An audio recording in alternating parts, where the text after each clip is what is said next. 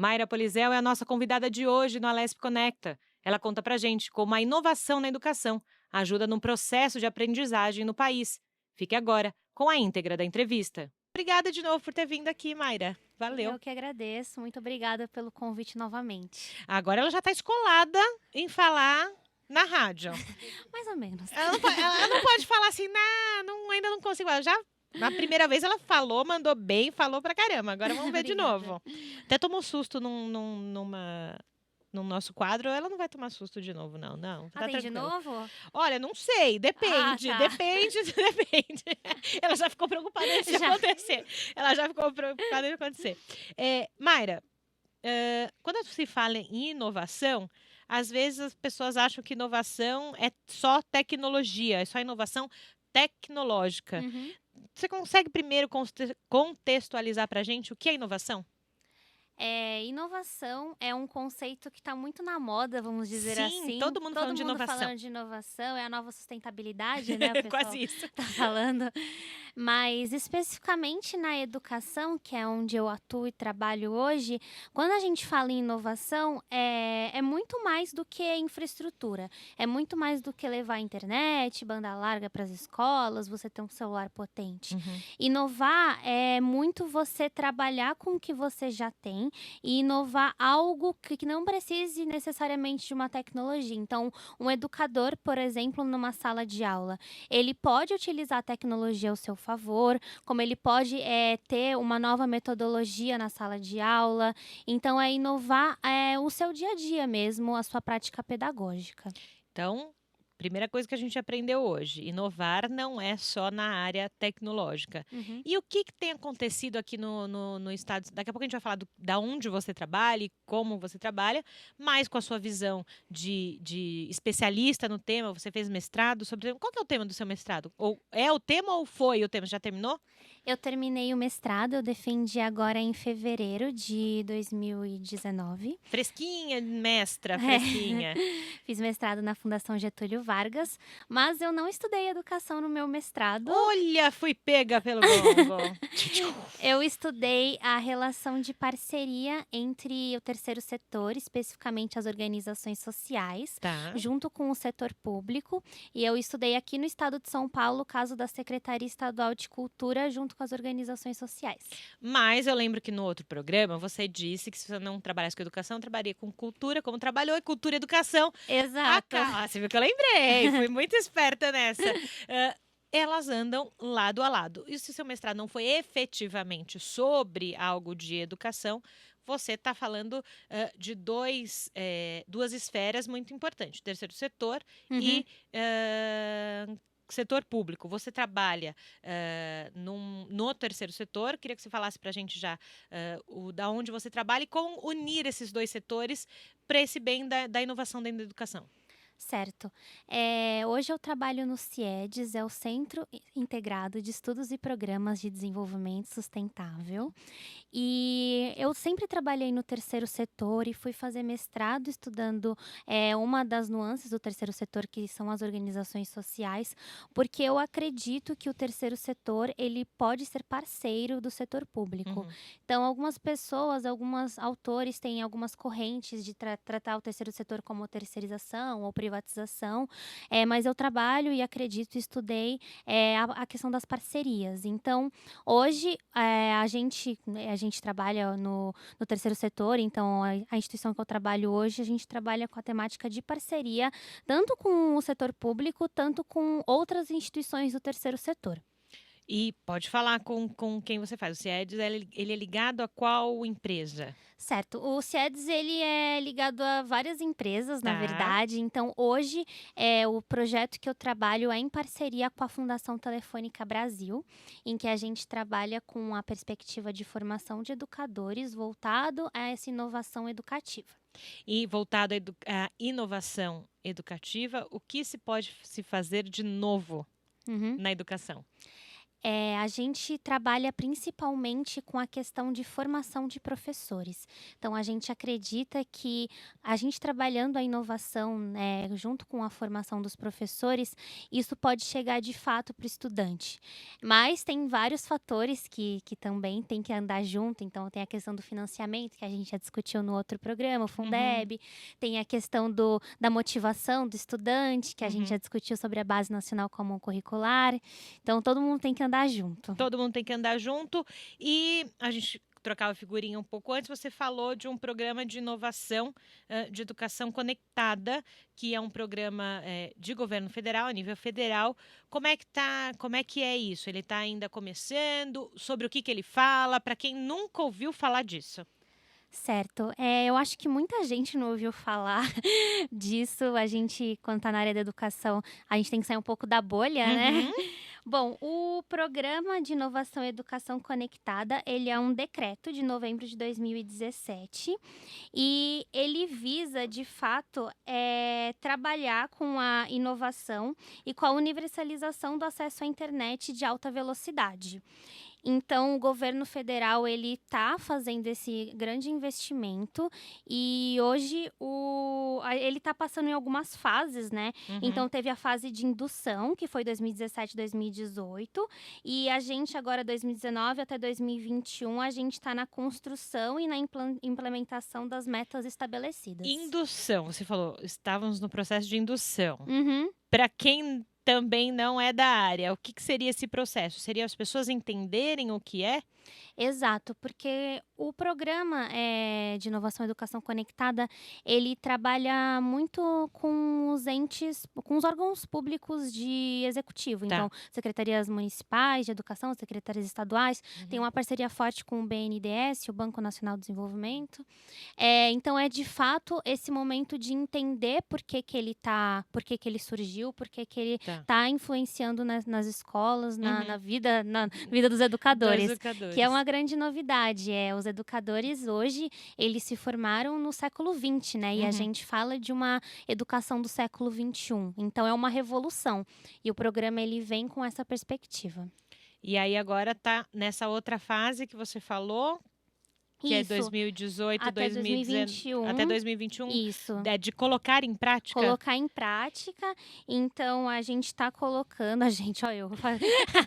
Você já tá tão no meio que é a gente, não tem problema. Exato. Então, as secretarias, elas estão bem focadas no que eu sinto hoje, numa Uhum. visão do terceiro setor, elas estão bem focadas no Educação Conectada, porque ele, de fato, é um auxílio, é um investimento para essa temática de banda larga, de internet, de o que pode auxiliar essas secretarias e as escolas. E isso efetivamente é colocar internet de alta velocidade nas escolas ou não é só isso? Não é só isso, ele tem vários âmbitos. O Educação Conectada, ele consegue ter a visão de formação Tá. também, ele tem várias outras O perspectivas. conectada não quer dizer conexão. Exatamente, mais uma vez, Exatamente. quando a gente trabalha de inovação, é importante sim a internet, é importante uma conexão, mas inovar vai muito além da tecnologia. É auxiliar o que já tem também, não é desperdiçar um conhecimento acumulado, os conteúdos, é inovar o que já existe. E nas suas pesquisas, nos seus conhecimentos, hoje como anda essa inovação no estado de São Paulo? Se tem projetos, o que que se tem pensando nessa área? Porque outra coisa que ficou muito comum agora são startups, né? O Sim. que que se tem? Pode-se usar startups de educação nesse processo? Como é que é? Hoje a Ou eu gente viajei total? tem não, hoje a gente fala muito de startups, principalmente na área de empreendedorismo, né, mas a educação ela vem se revolucionando e se inovando. Hoje no estado de São Paulo, o que eu vejo é um grande foco para o currículo estadual, Tá. então a gente já discutiu aqui um pouco sobre a base, então trazer essa questão de uma aprendizagem conjunta, tanto para os alunos de escola pública quanto os alunos de escola particular.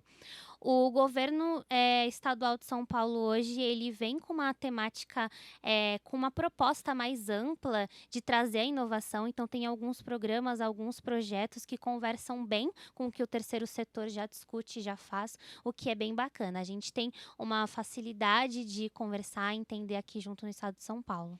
A Mayra Polizel está conversando com a gente aqui hoje na Rede Alesp, no Alesp Conecta, e a gente está falando justamente sobre essa educação voltada à inovação, lembrando que aqui rádio é rotativo, né? Então, lembrando o que a Mayra já disse para a gente, que inovação não é só tecnologia. Ela já falou de um dos programas a nível federal, a gente já está quase terminando esse primeiro bloco. E depois a gente vai falar de uns outros programas que você me falou. Mas só para não perder o gancho, a gente sabe que educação é um tema muito amplo, que ainda mais dentro de um Brasil com diversidades nas suas regiões, e num estado de São Paulo também, e numa cidade de São Paulo que quem mora na Zona Sul é totalmente diferente da Zona Norte. Puxando um pouco para o seu mestrado, eu estou fazendo várias conexões ali, puxando para o seu mestrado, como é que se conversa isso, essas diferentes realidades dentro de um próprio lugar? Porque eu imagino que você tenha que se fazer uma política pública ou uma gestão que contemple todo mundo, né? Exato. Aí está a importância do diálogo e principalmente das organizações de base. Então, quando a gente pensa numa política pública para uma cidade ou um estado tão diverso como São Paulo, a gente tem que conversar com as lideranças, com as instituições que representam os locais, para assim criar um diálogo em rede e que possa contemplar todos. E aí a gente tem que sempre trabalhar com transparência, com a questão, quando a gente vai fazer alguma política com consultas públicas, com audiências, é bem importante legitimar a ação, consultando e melhorando o projeto, o programa, com base nas vivências. A gente não pode ignorar o que já aconteceu, ou ignorar as realidades, os movimentos sociais, muitas vezes. Então, é sempre trabalhar em diálogo e em rede. Essa Mayra Polizel falando para a gente sobre educação, e ela falou sobre essas questões de audiências públicas e afins. E aqui no Palácio 9 de Julho, na Assembleia Legislativa, muitos dos deputados fazem esses chamamentos de audiências sobre o tema. Então, você que está a fim de saber como é que acontece, al.sp.gov.br para saber em que momento algum deputado está chamando uma audiência pública sobre educação. A gente vai para um rápido intervalo e, na sequência, a gente vai falar muito mais sobre educação, inovação e afins. Vamos lá. No primeiro bloco do Alesp Conecta de hoje, ouvimos muito sobre inovação na educação e como ela facilita a vida de professores e alunos do Brasil.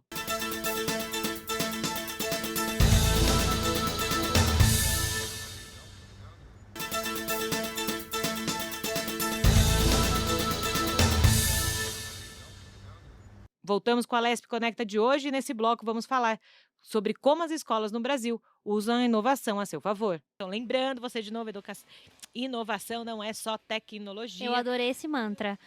Não é porque às vezes fala inovação, o que é? Ter o celular? Não, inovação não é só a tecnologia. Ela falou muito sobre um programa de inovação e educação conectada, que é um programa do governo federal, bem bacana para a gente conhecer, saber como funciona. E tem um outro que a gente estava conversando antes, o Futurice. O que é o Futurice para a gente? Exato. Quando a gente conversou, né, de falar um pouco de inovação aqui, eu achei importante trazer as discussões recentes que estão sendo feitas. E o Futurice, ele é um programa de nível federal que atualmente está em discussões. Ele vai voltar agora numa nova consulta pública e podemos dizer que ele é um tanto polêmico. Ele traz a questão da inovação, do empreendedorismo na internacionalização. E por que ele é polêmico? Porque ele faz com que, ele orienta que as universidades federais, os institutos federais façam parceria com organizações sociais, em que a gestão ela seja das organizações. Tá. acho que o grande ponto do Futurice, ele tem vários pontos bacanas, né, de discussão, então essa questão da inovação, mas quando ele foi pensado, ele não foi discutido. Então, no bloco anterior, a gente falava do diálogo e da importância disso. Ele chegou já quase como um decreto pronto, e mesmo ele sendo de adesão voluntária das universidades, dos institutos, houve uma falha na questão da discussão de como seria essa parceria, porque as organizações sociais, é um tema que eu estudei no meu mestrado. Hoje a gente tem aqui no estado de São Paulo uma grande parceria com as organizações sociais de cultura, mas foi uma grande construção para a gente chegar onde a gente está. Então, por exemplo, a Fundação OSESP, para quem não sabe, ela é uma organização social de cultura, e a gente vê a potência de como acontece. Na área da educação, a parceria com as organizações sociais é um tema super recente. Então, a educação, ela ainda é muito dos movimentos de base, e os sindicatos têm uma força bem forte. Então, são necessárias discussões quanto a isso. E a gente está falando bastante de Brasil, né, de São Paulo, óbvio, porque a gente está na Lesp. E fora do Brasil, o que a gente tem de programas? Claro, cada um com a sua realidade, a gente sabe que fora do país são outros tipos de realidade, mas o que a gente tem lá fora que talvez o conceito ou a ideia, porque conceito e ideia são coisas diferentes, né?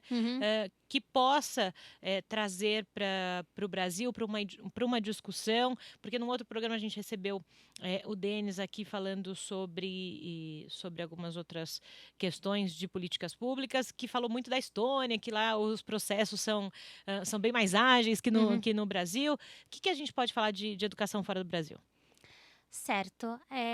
Eu vou falar de uma perspectiva mais geral para sair um pouco dos clichês, como a educação na Finlândia é maravilhosa, mas a Finlândia não tem a desigualdade que o Brasil tem. Então, se a gente for pensar numa perspectiva mundial, é muito complexo e complicado, porque o Brasil, além de ser com dimensões continentais, a desigualdade social é um fator muito forte, com diversos níveis. A gente foi uma colônia, então tudo influencia. Tudo. Mas o que eu percebo, né, o que eu estudei que os países vêm discutindo é a questão mesmo de uma base. A gente discutiu no outro programa sobre a Base Nacional Comum Curricular e a importância de ter um documento que norteia tanto em nível nacional, mas que, então, por exemplo, países pequenos vão ter uma base que vai estruturar as ações. Aqui no Brasil, a gente tem um documento norteador e cada estado faz o seu currículo. Então, o currículo, além de uma gama de conteúdos, né, então das disciplinas, o currículo que vai orientar e vai nortear o que é a transformação para aquele nível estadual. Então, é você ter um norte para você se pensar, claro, dentro das realidades, o que de melhor pode ser feito em cada região ou em cada país não, município, enfim, né, bairro e afins. E aí a gente estava falando, você falou do CIEDES, né? Para quem não escutou o nosso programa, a gente precisa contar um pouquinho de novo do que vocês fazem por lá. Você falou de formação de professor. E como é que vocês unem essa formação com o tema, então, nosso desse programa, que é inovação? Certo. Bom, contextualizar um pouco sobre o CIEDES também, para quem não ouviu outro programa. O CIEDES, ele é uma organização da sociedade civil que atua há mais de 20 anos e hoje está estruturado em 4 áreas programáticas. Eu faço parte da de educação, mas também tem a área de inclusão social e bem-estar, principalmente no Rio de Janeiro, a área de empreendedorismo, negócio de impacto social e sustentável e a área de engajamento cívico e comunitário. Na área de educação, nós somos um grupo bem diverso, porque não é só uma equipe de pedagogos, então tem bastante gente de gestão de políticas públicas, é bem bacana. E a gente trabalha com inovação, como você bem disse, na questão de formação de professores. Então, nós temos projetos que falam bastante sobre a Base Nacional Comum Curricular, projetos que tanto formação online, tanto formação presencial, formações também que trazem um pouco de futuro futurologia para dirigentes públicos. Futurologia? Quase uma astrologia? Eu nunca tinha ouvido a expressão. Exato. Esse é um projeto que a gente tem em parceria com a Fundação Telefônica. É uma oficina que chama O Futuro Chegou por uma Educação Mais Inovadora. Ela é voltada para dirigentes e fala e traz realmente que a educação ela tem que ter uma perspectiva de longo prazo para os dirigentes, mesmo eles estando ali naquele tempo de mandato dos 4 anos, a educação vai continuar, os alunos vão continuar na escola, os professores vão continuar dando aula, e o que eles podem fazer para aquela localidade. Então, é ampliar essa visão. E é ampliar uma visão de que existe um começo e fim dentro desses 4 anos, né? Exato. É um tema que a gente sabe que junto com segurança pública, saúde e afins, é um tema que vai para a vida toda, né? Você não pode pensar só naqueles anos de uma gestão, né? Então, acho que é bem isso que a gente quer mostrar aqui, né? Que a educação, saúde, moradia, vai além da gestão X, Y, Z, por isso que é sempre pilar de campanhas e afins, né? Você estava falando disso que vocês pensam com os professores, e quando os professores... Vocês têm um feedback? Quando os professores voltam para suas bases, para suas escolas, para os seus estados, né? Porque eu lembro que você me falou que são pessoas, né, de todo o Brasil também que participam. Como é que vocês têm esse feedback do que está acontecendo no entorno deles? Hoje eu sou uma grande defensora da avaliação, então no meu dia a dia o pessoal fica me zoando que eu sou a louca do monitoramento e avaliação, das planilhas, mas a avaliação ela é algo fundamental quando a gente faz qualquer projeto, qualquer programa, e também tirar um pouco que a avaliação tem que ser só feita no final. A avaliação ela pode acontecer em diversos momentos de um ciclo de um projeto ou de um programa. Pode ser, por exemplo, uma avaliação diagnóstica ao início para entender aquela realidade, e quando a gente consegue fazer essa régua de monitoramento e avaliação bonitinha, como a gente fala, tendo esses momentos de avaliação, ouvir desde o início os atores-chave, os professores lá na ponta, fazendo grupos focais, né, que são estratégias de metodologia qualitativa de pesquisa, a gente consegue de fato ter um projeto mais estruturado. Mas se a gente fizer uma avaliação na ponta, a gente consegue receber isso e principalmente se estruturar para pensar em novas ações, o que a gente pode fazer com aquilo, se foi só uma ação pontual, depende muito do financiador do projeto, depende muito do orçamento do projeto. Lógico. Aí são dias do terceiro setor. São dias do terceiro setor. Você está falando da ponta, e para mim a ponta não são só os professores. Você tem as famílias dos alunos, o entorno do aluno, né? Como que a gente pode... É para isso? É para chegar nesse entorno, nessa família dos alunos? Como é que me veio essa questão agora? Porque a gente está falando muito, né, do professor, do aluno, e o entorno, as famílias e a sociedade precisam entender, né? Isso, Exato. Né? Como essencial e importante para aquele momento. Exato. Eu sou filha de professor da rede pública, e algo que meu pai sempre me disse foi que se não tiver um apoio da família, não dá certo. Isso nunca saiu da minha cabeça, e de fato, quando a gente vê um projeto numa escola, a gente tem que ter a interligação família-escola. A família ela tem que acompanhar, os pais minimamente, a família precisa ter um apoio para esse aluno. O aluno precisa de uma base, vamos dizer assim. E os professores, eles, muitas vezes, hoje, eles são muito mais que professores, a gente sabe, são psicólogos, pais, mães. Então, como a gente pode também, cada vez, pensar como valorizar esse profissional que tanto auxilia as crianças hoje. Legal. Essa Mayra Polizel, no primeiro programa que ela veio aqui, a gente soltou a vinheta do ping-pong, ela tomou um susto, né? Eu vou falar assim, a gente vai soltar a vinheta de novo, mas a gente conhece já um pouquinho a Mayra, mas eu quero falar de uma outra coisa que ela faz. Né? E aí eu falei bem no... A gente gosta tanto dessa vinheta que todo mundo toma susto. A Mayra não ia tomar susto, mas porque ela já tomou no primeiro programa. Mas entre o primeiro programa e o segundo, a gente falando que o Josiel anda, corre, faz um monte de coisa, eu descobri que a Mayra, pessoa física, vamos dizer assim, ela gosta de trilha. Gosto de trilha.